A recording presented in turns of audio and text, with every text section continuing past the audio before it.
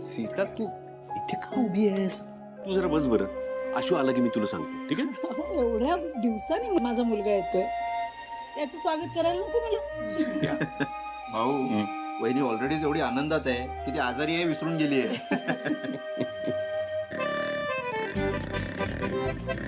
हे बघा आलेच.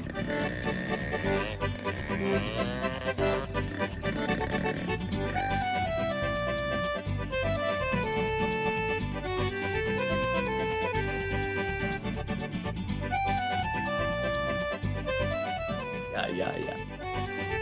या वेलकम.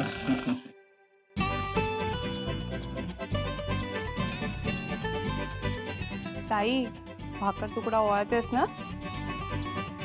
तुमचं हे जे काही चालू आहे ना ते मला अजिबात पटत नाहीये.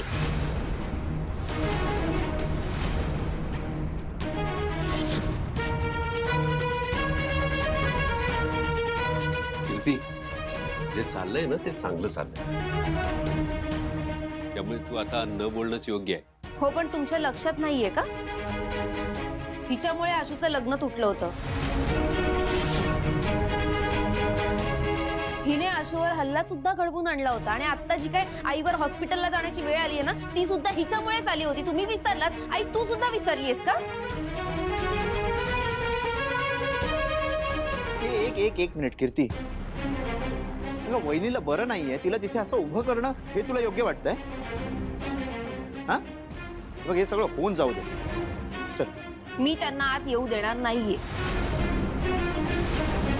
कारण मला हे मान्य नाहीये.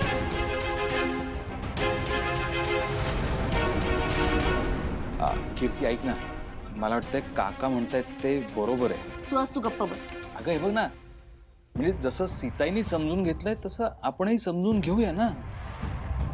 नाही मी नाही समजून घेणार. मान वर करून घर सोडून निघून गेला होतात ना मग आता कशाला परत आलाय? आईसाठी आलोय परत. हो पण जाताना आईचा विचार नाही केलास? एक मिनिट. त्यांनी या घरात येऊ नये हा निर्णय माझा होता आणि आताही हा निर्णय माझाच आहे. त्यामुळे मला आता काही ऐकून घे. चर्चा करायची. एक मिनिट. हिच्यामुळे आईला पुन्हा त्रास सुरू झाले दिसत नाहीये तुला? ताई तू जरा वेडीस का? काही बोलतेस? एक मिनिट.